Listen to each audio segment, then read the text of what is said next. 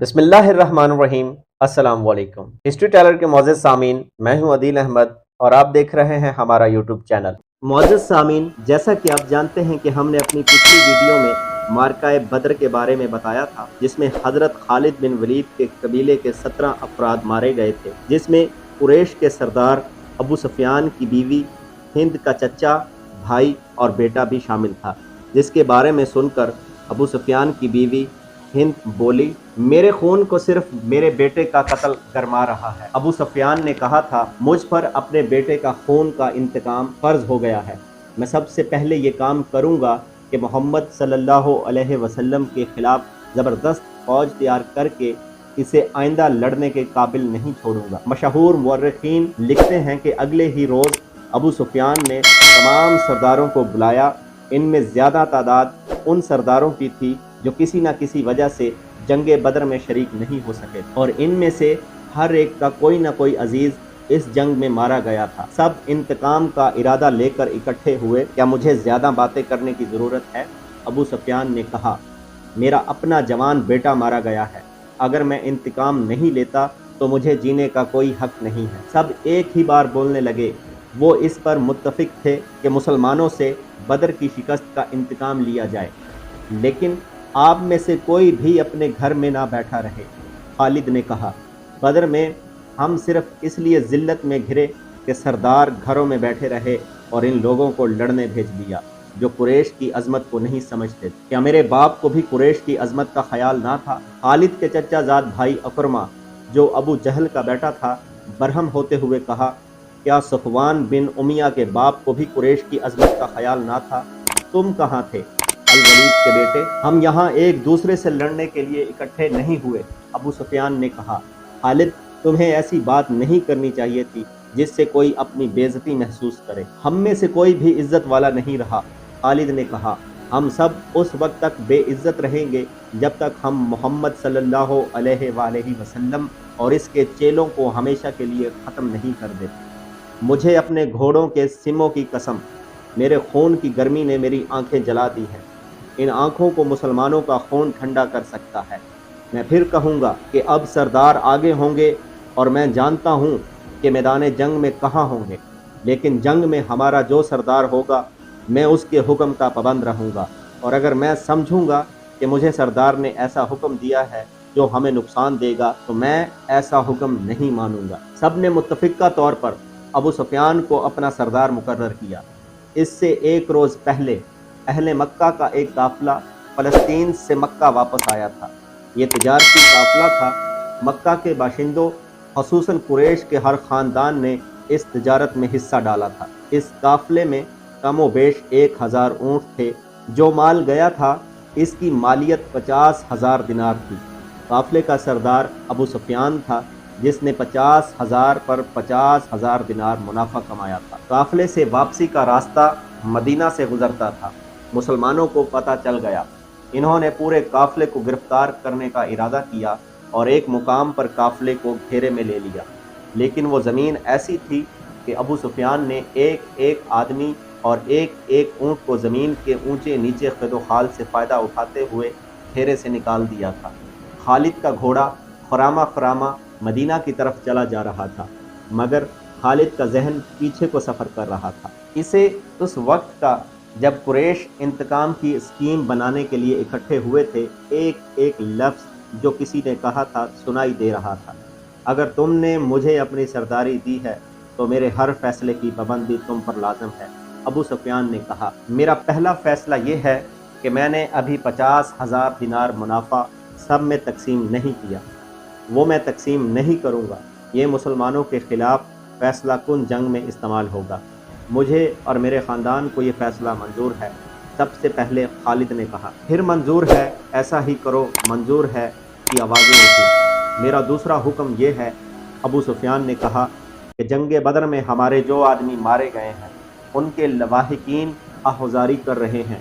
میں نے مردوں کو دھاڑے مارتے اور عورتوں کو بین کرتے سنا ہے۔ اللہ کی قسم، جب آنسو بہہ جاتے ہیں تو انتقام کی آگ سرد ہو جاتی ہے۔ آج سے بدر کے مقتولین پر کوئی نہیں روئے گا۔ اور میرا تیسرا حکم یہ ہے کہ مسلمانوں نے بدر کی لڑائی میں ہمارے جن آدمیوں کو قید کیا ہے ان کی رہائی کے لیے کوئی کوشش نہیں کی جائے گی۔ تم جانتے ہو کہ مسلمانوں نے قید کی رہائی کے لیے ان کے درجے مقرر کر دیے ہیں اور ان کا فدیہ 1000 سے 40 درہم مقرر کیا ہے۔ ہم مسلمانوں کو 1 درہم بھی نہیں دیں گے، یہ رقم ہمارے ہی خلاف استعمال ہوگی۔ خالد کو گھوڑے کی پیٹھ پر بیٹھے اور مدینہ کی طرف جاتے ہوئے جب وہ لمحے یاد آ رہے تھے تو اس کی مٹھیاں بند ہو گئی، غصے کی لہر اس کے سارے وجود میں بھر گئی۔ وہ وقت بہت پیچھے رہ گیا تھا، لیکن اب بھی اس کے اندر غصہ بیدار ہو گیا تھا۔ اسے غصہ اس بات پر آیا کہ اجلاس میں طے تھا کہ مسلمانوں کے پاس مکہ کا کوئی آدمی اپنے قیدی کو چھڑانے مدینہ نہیں جائے گا، لیکن ایک آدمی چوری چھپے مدینہ چلا جاتا اور اپنے عزیز رشتہ دار کو رہا کرا لاتا۔ ابو سفیان نے اپنا حکم واپس لے لیا۔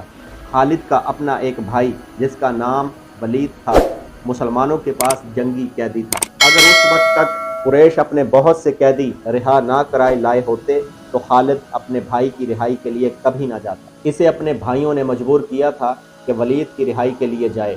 خالد کو یاد آ رہا تھا کہ وہ اپنے وقار کو ٹھیس پہنچانے پر آمادہ نہیں ہو رہا تھا، لیکن اسے خیال آیا تھا، خیال یہ تھا کہ رسول کریم صلی اللہ علیہ وآلہ وسلم بھی اسی قبیلے کے تھے اور آپ صلی اللہ علیہ وآلہ وسلم کے پیروکار یعنی جو مسلمان ہو گئے تھے وہ بھی قریش اور اہل مکہ سے تھے۔ وہ آسمان سے تو نہیں اترے تھے، وہ اتنے جری اور دلیر تو نہیں تھے کہ 313 کی تعداد میں 1000 کو شکست دے سکتے۔ اب ان میں کیسی قوت آ گئی ہے کہ وہ ہمیں نیچا دکھا کر ہمارے آدمیوں کی قیمتیں مقرر کر رہے ہیں۔ انہیں ایک نظر دیکھوں گا۔ خالد نے سوچا تھا، محمد صلی اللہ علیہ وآلہ وسلم کو غور سے دیکھوں گا، اور وہ اپنے بھائی حشام کو ساتھ لے کر مدینہ چلا گیا تھا۔ اس نے اپنے ساتھ 4000 درہم باندھ لیے تھے۔ اسے معلوم تھا کہ بنو مخزوم کے سردار الولید کے بیٹے کا فدیہ 4000 درہم سے کم نہیں ہوگا۔ اس نے مسلمانوں کے ہاں جا کر اپنے بھائی کا نام لیا تو ایک مسلمان نے جو قیدیوں کی رہائی اور فدیہ کی وصولی پر مامور تھا کہا کہ 4000 درہم ادا کرو، ہم فدیہ میں کچھ رعایت چاہتے ہیں۔ خالد کے بھائی حشام نے کہا، تم لوگ آخر ہم میں سے ہو، کچھ پرانے رشتوں کا خیال کرو، اب ہم تم میں سے نہیں ہیں۔ مسلمانوں نے کہا، ہم اللہ کے رسول صلی اللہ علیہ وسلم کے حکم کے پابند ہیں، کیا ہم تمہارے رسول صلی اللہ علیہ وآلہ وسلم سے بات کر سکتے ہیں؟ حشام نے پوچھا۔ حشام، خالد نے گرج کر کہا، میں اپنے بھائی کو اپنے وقار پر قربان کر چکا تھا، مگر تم مجھے ساتھ لے آئے، یہ جتنا مانگتے ہیں اتنا ہی دے دو، میں محمد صلی اللہ علیہ وآلہ وسلم کے سامنے جا کر رحم کی بھیک نہیں مانگوں گا۔ اس نے درہموں سے بھری تھیلی مسلمانوں کے سامنے پھینکتے ہوئے کہا، گن لو اور ہمارے بھائی کو ہمارے حوالے کر دو۔ رقم گنی جا چکی تھی تو ولید کو خالد اور حشام کے حوالے کر دیا گیا۔ تینوں بھائی اسی وقت مکہ کو روانہ ہو گئے۔ راستے میں دونوں بھائیوں نے ولید سے پوچھا کہ ان کی شکست کا باعث کیا تھا۔ انہیں توقع تھی کہ ولید جو ایک جنگجو خاندان کا جوان تھا، انہیں جنگی فہم و فراست اور حرب و ضرب کے طور طریقوں کے مطابق مسلمانوں کی جنگی چالوں کی خوبیاں اور اپنی خامیاں بتائے گا، مگر ولید کا اندازہ ایسا اور اس کے ہونٹوں پر مسکراہٹ ایسی تھی جیسے اس پر کوئی پرسرار اثر ہو۔ ولید، کچھ تو بتاؤ، خالد نے اس سے پوچھا۔ ہمیں اپنی شکست کا انتقام لینا ہے۔ قریش کے تمام سردار اگلی جنگ میں شامل ہو رہے ہیں، ہم ارد گرد کے قبائل کو بھی ساتھ ملا رہے ہیں اور وہ مکہ میں جمع ہونا شروع ہو گئے ہیں۔ سارے عرب کو اکٹھا کر لو خالد، ولید نے کہا، تم مسلمانوں کو شکست نہیں دے سکو گے۔ میں نہیں بتا سکتا کہ محمد صلی اللہ علیہ وآلہ وسلم کے ہاتھ میں کوئی جادو ہے یا ان کا نیا عقیدہ سچا، یا کیا بات ہے کہ میں ان کا قیدی ہوتے ہوئے بھی انہیں ناپسند نہیں کیا۔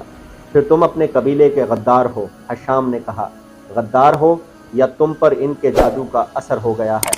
وہ یہودی پیشوا ٹھیک کہتا تھا کہ محمد صلی اللہ علیہ وآلہ وسلم کے پاس کوئی نیا عقیدہ، نیا مذہب نہیں، اس کے ہاتھ میں کوئی جادو آ گیا ہے۔ ناظرین، اپنی آج کی ویڈیو کا اختتام ہم یہیں پہ کرتے ہیں۔ انشاءاللہ اپنی آنے والی ایپیسوڈ کو یہیں سے شروعات کریں گے۔ تب تک مجھے دیجیے اجازت۔ اللہ حافظ۔